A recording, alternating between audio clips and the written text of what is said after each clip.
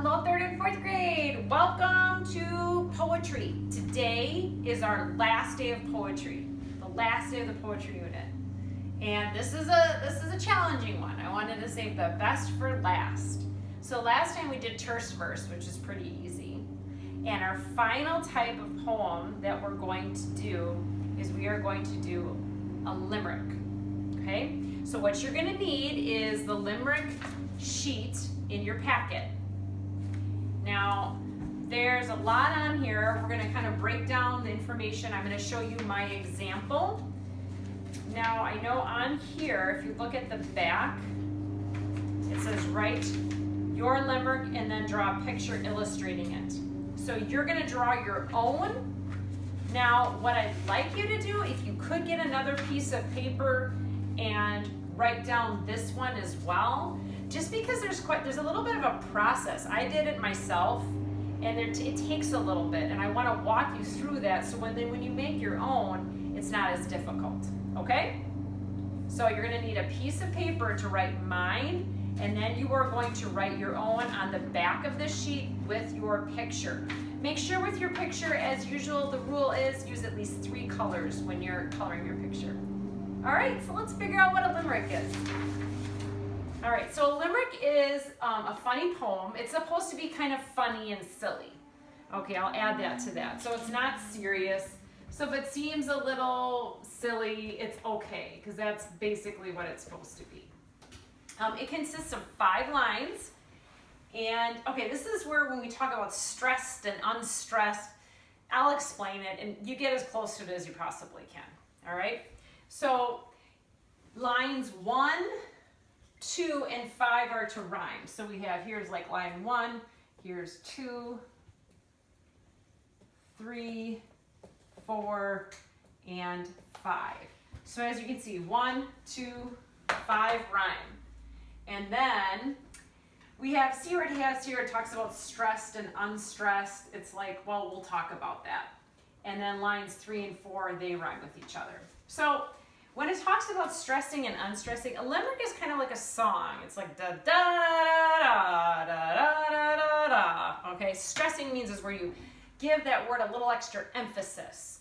So when I did mine, I looked at the rules, and as you can see, I'm not really talking too much about this because I'm going to show you it. Because I think if we really try to distinguish what does stressed and unstressed and all this, it's going to stress us out. Okay, so let's not do that. Let's have fun with this and do the best you can, okay? So let's take a look. So I figured out, again, it's supposed to be funny. So I stuck with the examples somewhat similar to what they have on here. Let's take a look at this first. So it says, there once was a kitten that lived in a shoe. So do you see how what is emphasized is in bold, okay? The da-da-da-da, kind of like a song. There once was a kitten that lived in a shoe. She ate many apples, but not too much stew. Her body was thin, she'd hardly a chin. A bird picked her up and away he then flew.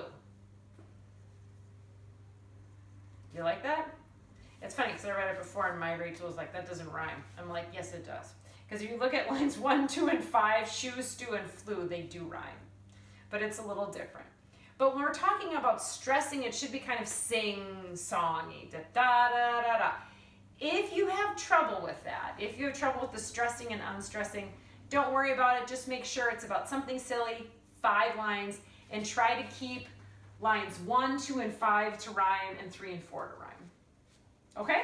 So when I put mine together, I wanted to stick with there once. Because I thought that's a good way to do it. And if you want to do that, you can. Take it. I think that's a good way to begin.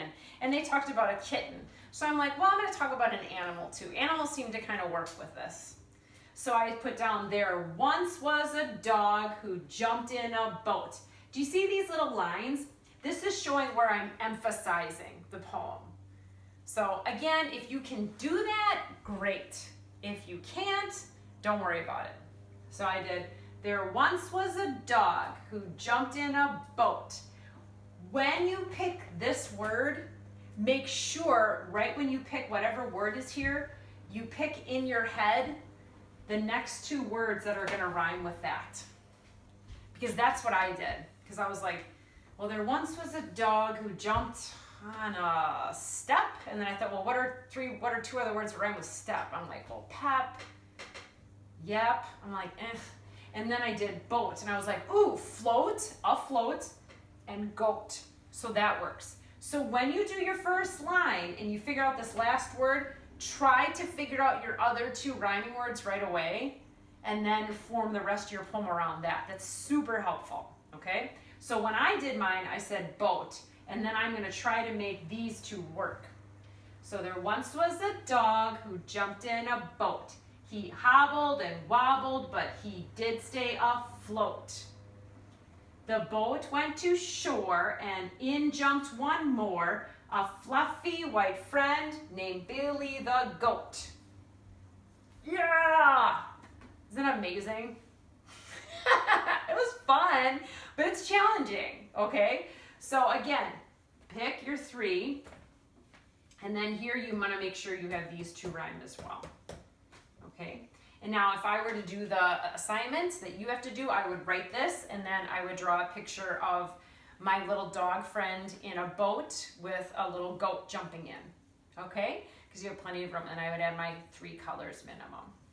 So your assignment for tomorrow is to complete your own limerick. Make sure you do this one and follow the tips I gave you. Make sure that the rhyme scheme works, 1, 2, and 5 rhyme, and then make sure the words on 3 and 4 rhyme as well. Try to make it sing-songy if you can, and also have fun with it. And I'm super excited to see your limericks. Have fun!